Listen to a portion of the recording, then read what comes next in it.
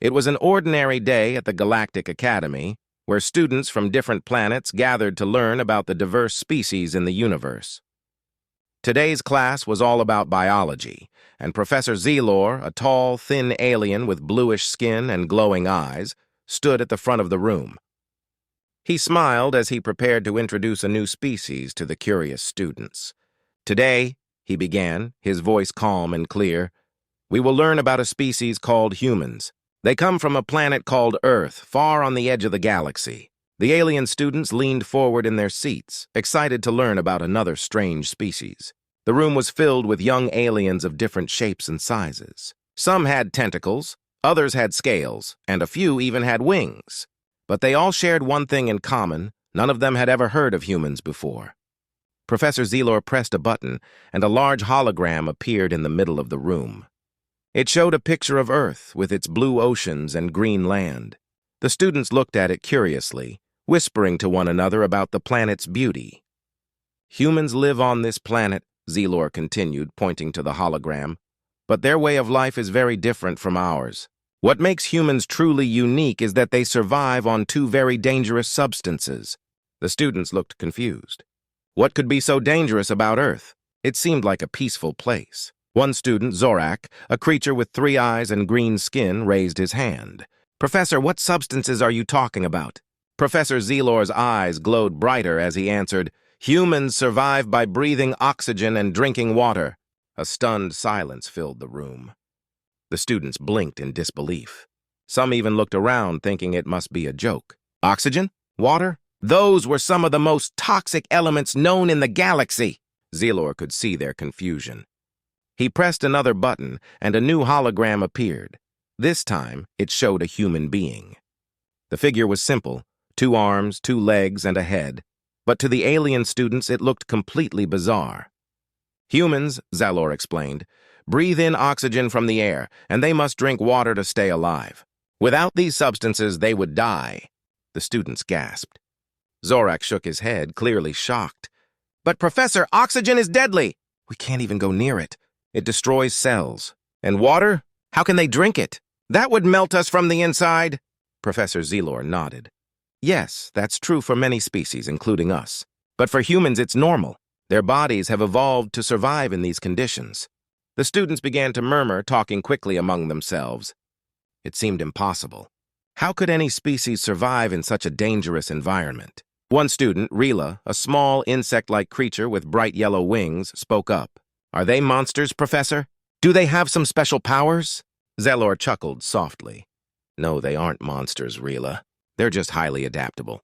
You see, Earth has been a very challenging place to live for a long time. Humans had to grow stronger and smarter to survive." The students were still in disbelief. The idea of breathing something as deadly as oxygen or drinking toxic water was terrifying.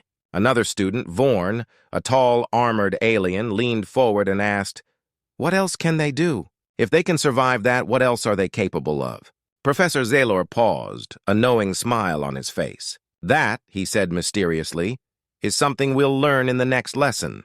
The room was buzzing with excitement and fear. The students couldn't wait to learn more about these strange, dangerous humans. They had come to class expecting to hear about a normal species. Instead, they discovered a race that seemed to defy the laws of biology and survive in a way that no one else could. It was both fascinating and frightening. As the lesson ended, the students left the classroom, their minds racing with questions. How could humans live in such toxic conditions? And what did it mean for the rest of the galaxy? The lesson on humans had shaken the alien students to their core. As they left the classroom, their minds were filled with questions. Could it really be true? Could there be a species that survived on something as deadly as oxygen and water? Most of them couldn't stop thinking about it. Later that day, Zorak and a group of his classmates gathered in the Academy's library. The room was quiet, filled with shelves of glowing data pads and holographic displays. The students were determined to find out more about these strange creatures. Zorak, always the most curious one, was the first to speak. "We have to know more about humans.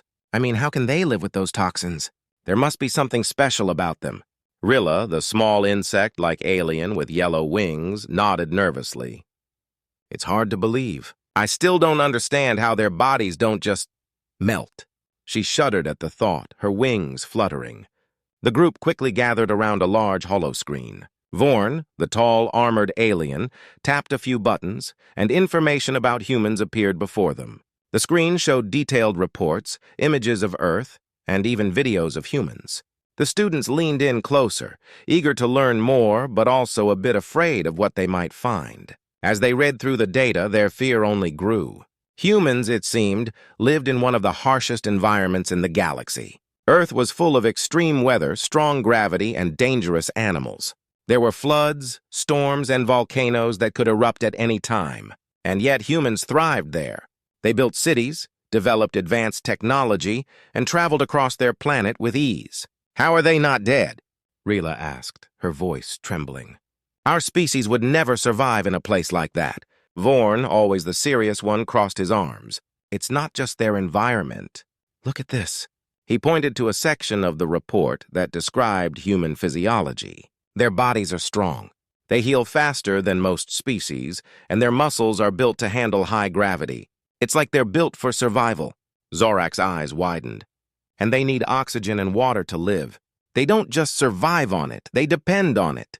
That's insane!" The more they learned, the more horrified they became. Humans were not just surviving in dangerous conditions, they were thriving.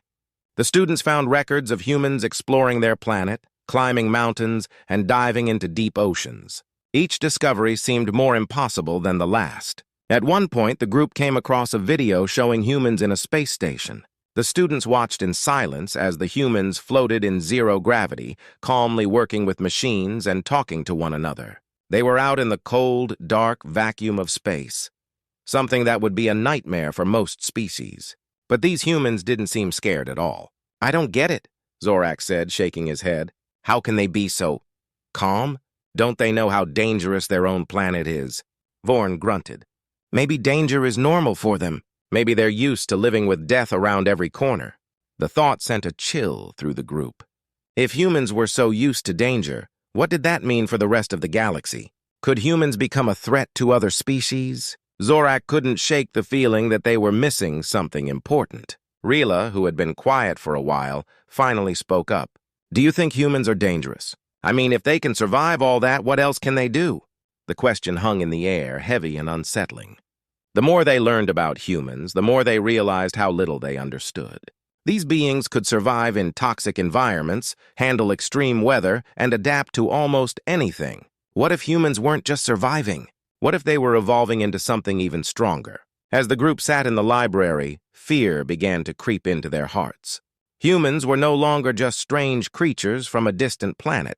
They were becoming a mystery that the students weren't sure they wanted to solve. "What if we've just learned about the most dangerous species in the galaxy?" Zorak whispered, and for a moment no one disagreed. The day had finally arrived. The students at the Galactic Academy were buzzing with excitement and anxiety. They had learned so much about humans and their strange survival on Earth, and today they would meet a real human scientist. The Academy had invited Dr. Emily Carter, a human biologist, to speak to the students about her species. As the students entered the large auditorium, they could feel a mix of nervousness and curiosity in the air. Zorak, Rila, Vorn, and the other students found seats in the front row. They whispered to one another, trying to imagine what the human would look like. Would she be scary? Would she have special powers? When the lights dimmed and the audience quieted down, a spotlight focused on the stage. A moment later, Dr. Carter walked out. She was small compared to many of the aliens in the audience, with brown hair and kind eyes. The students were surprised. She looked friendly and approachable, not at all like the terrifying creature they had imagined. "Hello, everyone," Dr. Carter said, her voice warm and inviting. "I'm so excited to be here and to talk with you about humans and our home, Earth." The students watched in awe as she began her presentation. She showed images of Earth on a large screen, pictures of forests, oceans, and mountains. The beauty of the planet amazed the students. They had seen holograms of Earth before, but seeing the vibrant colors and landscapes made it feel real. Dr. Carter explained how humans lived on Earth, focusing on the challenges they faced every day. "We have strong storms, extreme temperatures, and many dangerous animals," she said. "But these challenges have made us strong. We learn to adapt and find ways to survive." Zorak listened carefully. He was still amazed that humans could thrive in such a tough environment. "How do you manage?" he asked, raising his hand. Dr. Carter smiled and replied, "We work together. Humans are social creatures. We help each other survive. If someone is in danger, others will come to help. That's how we've built our societies." The students nodded, feeling a bit more relaxed. Maybe humans weren't so dangerous after all. They were just trying to survive, just like everyone else. But as Dr. Carter continued, the students began to feel uneasy again. She explained how humans had explored their planet and even traveled into space. "We're curious by nature," she said. "Our desire to explore has led us to discover new worlds and learn about our universe." Vorn, who had been silent for most of the presentation, raised his hand.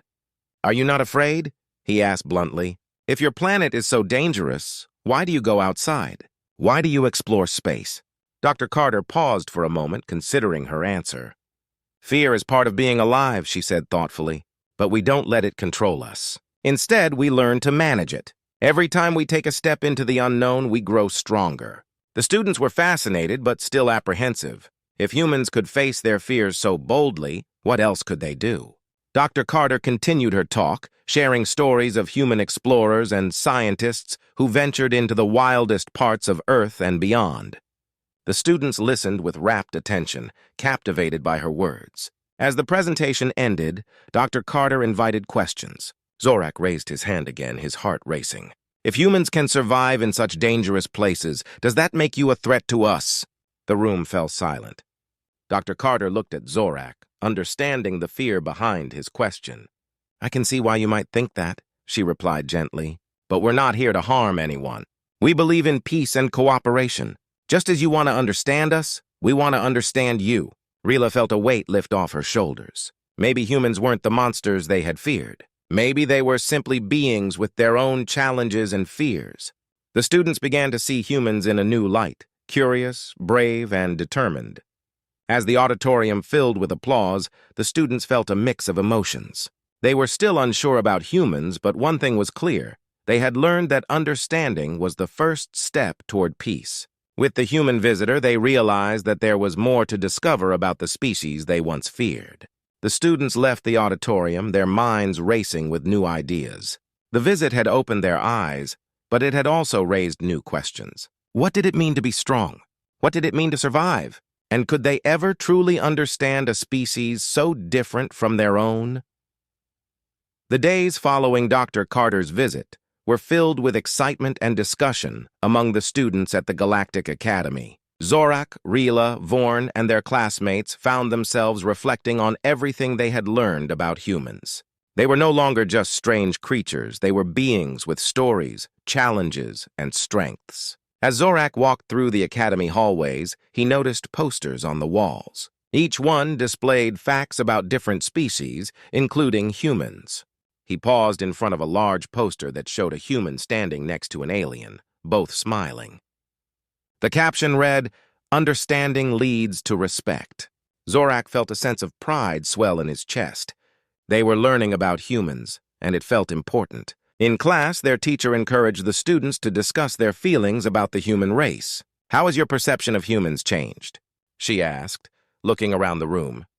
Zorak raised his hand. "I used to think humans were weak, but now I see they are strong in different ways. They survive in dangerous places. They work together." Rila nodded enthusiastically. "Yes, and they face their fears. That's brave. I admire that they help each other, even in tough situations." Vorn, always serious, added, "They have faced many challenges and still thrive. That is impressive. I respect their ability to adapt." As they talked, Zorak felt a bond forming between his classmates.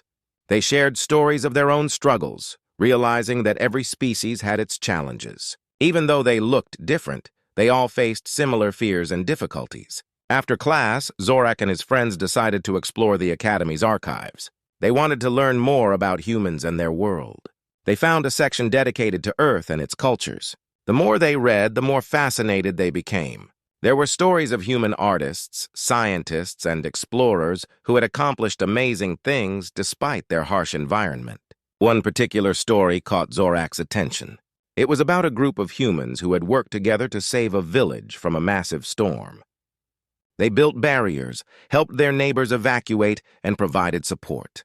Zorak could hardly believe it. "They risk their lives to help others," he exclaimed. "Exactly," Rilla replied, her eyes shining. "Humans care for each other. They find ways to work together in crisis. That is something we can learn from them." As the day went on, Zorak and his friends discussed how they could apply this knowledge. "Maybe we should find a way to work with humans," Zorak suggested. "If they are willing to help each other, maybe we can help them too." Vorn raised an eyebrow. "But how? We don't know much about their customs. We could make mistakes. That's why we need to learn more," Ryla chimed in.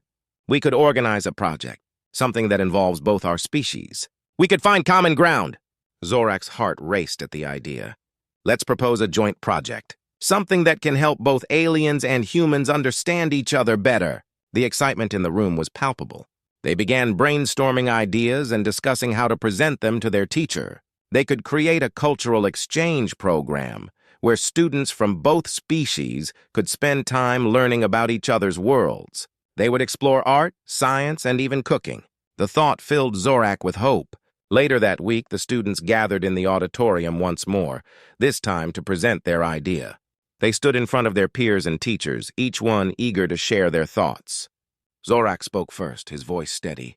"We want to create a program where we can learn from humans and share our own culture with them. Understanding leads to respect, and we believe this could help build a bridge between our species." As they presented, the audience listened intently. Rila shared stories of human bravery and resilience, while Vorn spoke about the importance of cooperation in both species. The presentation was met with applause, and Zorak felt a surge of pride. When their teacher announced that they would move forward with the project, the students cheered. Zorak looked around at his friends, their faces filled with excitement. They had taken a step toward understanding, and it felt monumental. That night, Zorak lay in bed, staring at the stars through his window. He felt a deep sense of respect for humans and the challenges they faced. They were not just a species that survived on toxic water and air. They were survivors, adventurers, and thinkers. Zorak smiled, wondering what the future would hold for their two species. The day of the cultural exchange program had finally arrived, and excitement buzzed through the halls of the Galactic Academy. Zorak, Rila, Vorn, and their classmates were all busy preparing for their guests. They had spent weeks planning this event, and now humans would join them in learning about each other's worlds. Zorak felt a mixture of nerves and excitement as he stood in front of the auditorium, helping set up the decorations. Colorful banners hung from the ceiling, each one showcasing different aspects of alien and human cultures. There were drawings of Earth, their lush forests, and busy cities, alongside vibrant illustrations of their own home planet, with its unique flora and fauna. Rila approached Zorak, carrying a tray of snacks. "Look at these," she said, beaming. "We made Earth-inspired treats. I hope they like them." The snacks were shaped like stars and moons, decorated with bright colors. Vorn was busy arranging chairs for the human guests. "This is going to be amazing," he said. "But I hope they understand our customs. We need to show them how important this is to us." As the students prepared, they heard a loud commotion outside. The doors opened, and a group of humans entered, led by Dr. Emily Carter. Zorak's heart raced. Here they were, the visitors they had been waiting for. The humans looked curious and excited as they stepped into the auditorium. "Welcome," Zorak called out, waving his hands. The students cheered and applauded, eager to show their guests how much they valued this moment. Dr. Carter smiled and stepped forward. "Thank you. We are thrilled to be here. We have heard so much about your culture and are excited to share ours." The humans looked around, taking in the decorations and the eager faces of the alien students. The program began with a presentation from Zorak and his friends. They showcased their unique art, shared stories of their home planet, and even performed a traditional dance. The humans watched in awe, their eyes wide with wonder. Then it was the humans' turn. They introduced their culture, sharing music from Earth and showing videos of. They explained their customs, from celebrations to everyday life. Rila was captivated by the human stories of kindness and resilience. As the day went on, students from both species mingled, sharing laughter and exchanging stories. They tasted each other's snacks, enjoying the strange and delicious flavors. Zorak was amazed at how easily they all connected. They were so different, yet so alike. In one corner of the auditorium, Zorak overheard a group of humans discussing their first impressions. "I can't believe they live in such a beautiful world," one of the humans said. "Their art is incredible." Another human chimed in, "And they are so welcoming. I feel like we've known them forever." As the event progressed, Zorak felt a warm glow of happiness. This was more than just an exchange. It was a celebration of understanding. Just as they had hoped, barriers began to dissolve and friendships formed. As the sun began to set, casting a warm glow over the academy, Dr. Carter stood up to address the crowd. "I want to thank you all for your kindness today," she said. "You have shown us what it means to be open and accepting. I believe this is just the beginning of our journey together." Just then, Zorak noticed something out of the corner of his eye. A human boy who had been quiet all day stepped forward. He held a small, shiny object in his hand. "I want to give this to you," he said nervously, extending his hand. "It's a symbol of friendship." Zorak stepped closer, curious. The boy revealed a simple but beautiful bracelet made of colorful beads, each representing a different aspect of Earth culture. "We made these for you," he said, "to show that we want to be friends and learn from each other." Zorak's heart swelled with emotion. He accepted the bracelet, feeling the warmth of the gesture. "Thank you. This means so much to us," he replied, a smile spreading across his face. As the program came to an end, Zorak looked around at the happy faces of both humans and aliens. He realized that this was a turning point for their species. They had created a bridge of understanding and respect, and he knew that it would last. The final surprise came when Dr. Carter announced that they had planned a follow-up visit to Earth. "We want to invite you all to visit us. You will see our world, and we will continue this friendship," she said, her eyes sparkling with excitement. Zorak and his friends cheered loudly, their hearts filled with joy. They had taken a leap into the unknown, and it had brought them closer to a new species. The future was bright, and together they would explore the wonders of each other's worlds.